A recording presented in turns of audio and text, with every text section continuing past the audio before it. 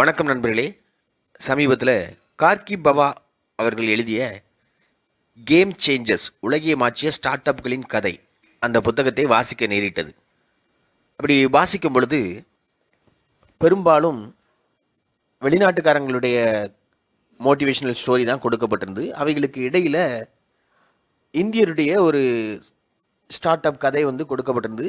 நல்ல மோட்டிவேஷனல் ஸ்டோரியாக அது காணப்படுகிறது. அதை உங்களோடு பகிர்ந்து கொள்ள நான் ஆசைப்படுகின்றேன்.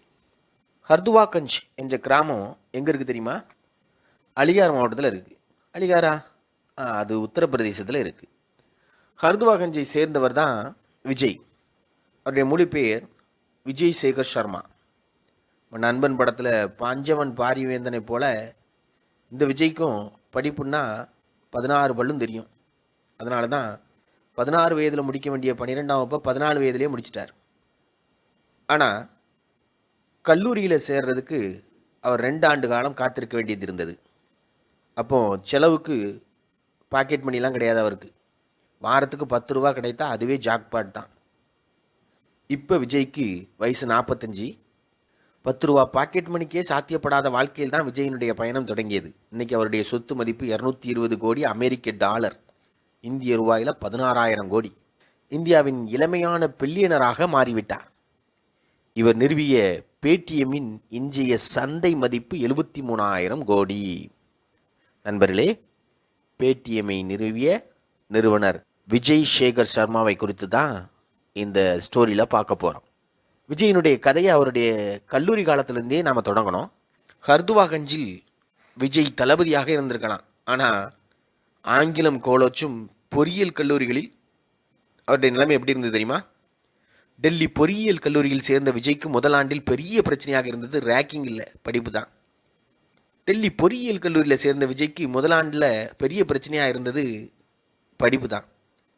சொந்த ஊரில் எல்லாவற்றிலும் முதல் மாணவனாக இருந்த விஜய் இங்கே கடைசி பெஞ்சு ஆளாக இருந்ததில் நிம்மதியே இல்லை. இந்தி வழியிலேயே 12ஆம் வரைக்கும் படித்ததால் விஜய்க்கு ஆங்கிலம் வரல. அதுக்காக 2 புத்தகங்களை வைத்து தேர்வுக்கு தயாரானார். ஒன்று இந்தி, மற்றொன்று அதன் ஆங்கில பதிப்பு. அறிவாளிக்கு மொழியெல்லாம் விஷயமே இல்லை. சில மாதங்கள்லே விஜய் ஆங்கிலத்தில் ஷேக்ஸ்பியர் அளவுக்கு இல்லைனாலும் ஓரளவுக்கு அவர் தேடிட்டார். பேச்சு மொழி சரியாயிட்டு. ஆனால் கணினி மொழி, கம்ப்யூட்டர் லேபில் தூங்கக்கூடாது என்பதால் அந்த நேரம் தவிர மற்ற நேரம் கணினியே கதி என கிடந்தார். எப்படியாவது சிலிக்கான் வேலிக்கு சென்று தன்னை இந்த உலகுக்கு தெரியப்படுத்திவிட வேண்டும் என்பதுதான் விஜயினுடைய பெரிய ஆசை. நெட் பிராக்டிஸ் செய்யாமல் மேட்சுக்கு போவதா வீரனுக்கு அழகு? தன் முதல் தொழில் முயற்சியை கல்லூரியிலேயே ஆரம்பித்தார் விஜய். எக்ஸ்எஸ் கம்யூனிகேஷன்ஸ் என்ற பெயரில் ஒரு நிறுவனத்தை ஆரம்பித்தார். தனக்கு தெரிந்த கோடிங்கை பயன்படுத்தி விஜய் உருவாக்கிய அந்த சிஸ்டம் அப்போதே ஹிட்டு. 2 வருஷத்தில் அவருடைய தளத்தை ஒரு நிறுவனம் வாங்கிக் கொள்ள முன் வந்தது. தன்னால் இந்த உலகத்தை மாற்றியமைக்கும் விஷயங்களை செய்ய முடியுங்கிற நம்பிக்கை விஜய்க்கு பிறந்துச்சு. கல்லூரியை முடிக்கிறதுலாம் 2ஆம் பட்சம் தான். ஒரு பூம்பாவை பிடிக்கிறோம், இந்த உலகத்தோட கவனத்தை நம்ம பக்கம் திருப்புறோம், தட்டுறோம், தூக்குறோம். இதுதான் விஜயினுடைய விஷன், மிஷன். 2001ஆம் வருஷத்தில் விஜய் 197 என்ற நிறுவனத்தை தொடங்கினார். அது ஒரு கால் சென்டர். அவர்களை அழைத்தால் நமக்கு ராசி பலன் சொல்வார்கள். உண்மைதான். நிறுவனத்தின் பேருக்கு காரணம் என்ன தெரியுமா? அப்போதைய டெலிஃபோன் டைரக்டரியில் பிஎஸ்என்எல்லினுடைய எண் 197. கால் சென்டர் அப்படின்னதும் அதையே பேராக மாற்றிட்டார். 197 மாற்றிட்டார். 2005 விஜயினுடைய வாழ்க்கையில் ஒரு கருப்பு ஆண்டு என்றே சொல்ல வேண்டும். நண்பர்களுடன் இணைந்து அவர் தொடங்கிய நிறுவனம் சிக்கலில் சிக்கியது. பிரச்சனை ஐடியாவில் இல்லை, கூட சேர்ந்த கூட்டாளிகள்கிட்ட. பேங்கில் வாங்கின லோனை எல்லாம் அவங்க ஸ்வாகா பண்ணிட்டு போக விஜயினுடைய தலையின் மேல் 8 லட்சம் கடனாக விழுந்துச்சு. உலகத்தை மாற்ற போகிற வேண்டானா 8 லட்சத்துக்கு அசர போகிறேன் அப்படின்னு விஜய் சொல்லி கொண்டாலும் அந்த சமயத்தில் 8 லட்சம் அப்படிங்கிறது விஜயினுடைய தலையில் தொப்பி இல்லை, அது ஒரு தூக்கு கயிறாக தான் இருந்துச்சு. விஜய் வேலைக்கு போக நேர்ந்தது. சில சமயம் சிறப்பு விரிவுரையாளராக சில கல்லூரிகளுக்கு போனார். அது அவருக்கு நல்ல வருமானத்தை தந்தது. சிக்ஸர் அடிக்கும் பந்து வர்ற வரைக்கும் சிங்கிள் தட்டுற பேட்ஸ்மேனை போல இருந்தது விஜயினுடைய இன்னிங்ஸ். ஆனால் 197 மூடலை. அவ்வப்போது புதுமையான விஷயங்களை முயன்று கொண்டே இருந்தார். காலம் மாறிச்சு. விஜய்க்கு ஃப்ரீ கிட் சில கிடைத்தது. எதையும் விடலை. 197 மதிப்பு கூடியது. ஆனால் உலகத்தையே மாற்ற வேண்டும் என்று நினைத்த அளவுக்கு உயரலை. இந்தியாவினுடைய டாப் 1000 பணக்காரர்களில் விஜயும் ஒருவர் என சொல்லும் அளவுக்கு விஜயினுடைய பேங்க் பேலன்ஸ் வளர்ந்தது. ஆனால் விஜயினுடைய கனவு அது இல்லை. 197 போர்டு மெம்பர்ஸ் முன்னாடி 2010 ஒரு பூம்பாவினுடைய பிளானை சொன்னார் அவர். இதான் விஷயம். கைபேசி வேகமாக பரவிட்டு வருது. நயா பைசா இல்லாத பாக்கெட்டில் கூட நோக்கியா வைப்ரேட் ஆகிட்டு இருக்கு.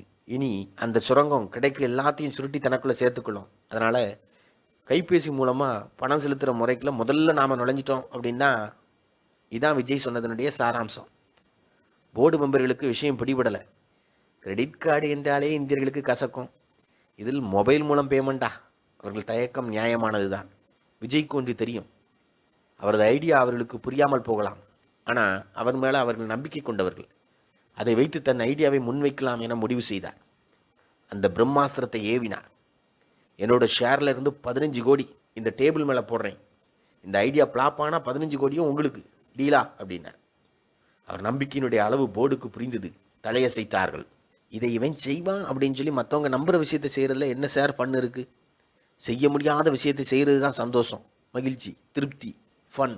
இது எல்லாம் இது விஜய் சொல்லும் பஞ்ச் டயலாக். பூம்பா வெளிவந்தது. பேடிஎம் பிறந்தது. விஜய்க்கு வேகமாக பணம் சம்பாதிக்கும் முறையின் மேல் நம்பிக்கை இல்லை. முதல் தேவை வாடிக்கையாளர்கள், அவருடைய நன்மதிப்பு.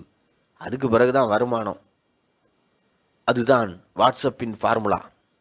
அதன்படியே முதல்ல ரீசார்ஜ் போர்ட்டலாக ஆரம்பித்த பேடிஎம் மெதுவாக வளர்ந்தது. பிறகு மொபைல் வேலட் லைசன்ஸ் வாங்கியதும் அந்த சேவையை உடனே தொடங்காமல் அதற்கான கஸ்டமர் கேரை முதல்ல உருவாக்கினார். இந்தியர்கள் வித்தியாசமானவர்கள். ஒரு முறை பண விஷயத்தில் ஒருவரிடம் ஏமாந்து விட்டால் அதன் பிறகு மனதளவில் அவரை பிளாக் செய்து விடுவார்கள். பேடிஎம் கை வைக்கப் போவது அவர்கள் பணத்தில். சின்ன தப்புனாலும் அதனுடைய பாதிப்பு தலைமுறை தாண்டி தொடரும். இதை புரிந்து கொண்ட விஜய் கவனமாக பேடிஎம்மை உருவாக்கினார். தூங்குற நேரம் தவிர மற்ற நேரம்லாம் லேப்லேயே கிடந்தார். 2015 மொபைல் வேலட் அப்படிங்கிற துருப்புச்சீட்டை இறக்கினார் விஜய். இந்தியாவுக்கு மொபைல் வேலட்டுங்கிற அதிசயம் அறிமுகம் செய்தது பேடிஎம் தான். 5 கோடிக்கு அதிகமானோர் தங்கள் மொபைலுக்குள் பேடிஎம்க்கு இடம் தந்தார்கள். இந்தியன் ரயில்வே பேடிஎம் மூலமாகவே எங்களுக்கு பணம் தரலாமே அப்படின்னது. 2 ரூபாய் நோட்டுகள் என்றாலும் கவனமாக 2 தடவை எண்ணி தான் பணம் தருவாங்க இந்தியர்கள். அதை கண்ணில் பார்க்காமலே டிஜிட்டலாக பணம் அனுப்பினர். ஆனால் அப்படிப்பட்ட இந்தியர்கள் பணத்தை கண்ணில் பார்க்காமலே டிஜிட்டலாக பணத்தை அனுப்பினர். ஒரே நாளில் 10 லட்சம் டிரான்சாக்ஷன்களை கண்டது பேடிஎம். ரத்தன் டாட்டா வெல்டன் பாய் அப்படின்னு சொல்லி விஜய் முதுகில் தட்டி கொடுத்தார். சீனாவின் மிகப்பெரிய நிறுவனமான அலிபாபா நாங்களும் மணி ஆர்டர் கட்டலாமா அப்படின்னு சொல்லி பேடிஎம்மில் முதலீடு செய்ய முன் வந்தது. நீலமும் வெள்ளையும் கலந்த அந்த பேடிஎம்மினுடைய லோகோ நகரங்களில் பரிச்சயமானது. ஆனால் கிராமங்கள் தானே இந்தியாவினுடைய பலம். கர்த்துவா கஞ்சி என்ற கிராமத்தை சேர்ந்த விஜய்க்கு அது தெரியாதா? என்ன செய்யலாம் அப்படின்னு சொல்லி விஜய் யோசித்து கொண்டிருந்த போது அவருக்கு தானாக கிடைத்தது வரம். அது வேற ஒன்றும் இல்லை, இந்திய அரசினுடைய பணமதிப்பிழப்பு அறிவிப்பு. பேடிஎம்மின் வளர்ச்சியை ராக்கெட் வேகத்துக்கு மாற்ற கிடைத்த வாய்ப்பு அது. சரியாக பயன்படுத்தினார் விஜய். இன்று கிராமங்களில் இருக்கும் பெட்டிக்கடைகளில் கூட பேடிஎம்மின் பார்கோடு ஸ்கேனர் மின்னுகிறது. சமூக வலைத்தளத்தில் கண்ட ஒரு புகைப்படத்தில் மும்பை நகரின் பிளாட்ஃபார்மில் ஒரு செருப்பு தைக்கும் தொழிலாளி பேடிஎம் போர்டு வைத்திருக்கிறார். தொழில்கள் தாண்டி ஒருவருக்கொருவர் தனிநபர் விஷயத்திற்காக செய்யப்படும் பணப்பரிமாற்றங்களையும் பேடிஎம் இலவசமாக செய்து தருகிறது. இப்போது சந்தையில் ஏகப்பட்ட வேலட்டுகள் இருக்கின்றன. பணம் என்றால் அது இன்று ரூபாய் நோட்டுகள் அல்ல. பணம்னா இன்னைக்கு அது ரூபா நோட்டு இல்லை, டேட்டா. மற்றவர்கள் அதை தாமதமாக புரிந்து கொண்டார்கள். விஜய் அதை முதலில் புரிந்து கொண்டார். உலகின் முக்கியமான இன்வெஸ்டரான வாரன் பஃபெட் அவருக்கு இந்த டெக்னாலஜி மீதெல்லாம் பெரிய நம்பிக்கை இல்லை.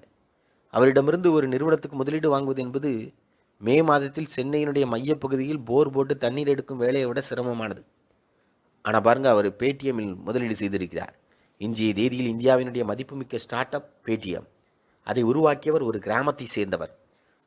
ஸ்டார்ட் அப் எல்லாம் கிராமத்து வாசிகளுக்கு எடுபடாது, நகரத்துக்காரங்களுக்கு தான் சரியாகும் அப்படிங்கிற மாயையை உடைக்க வந்தவர் தான் விஜய்.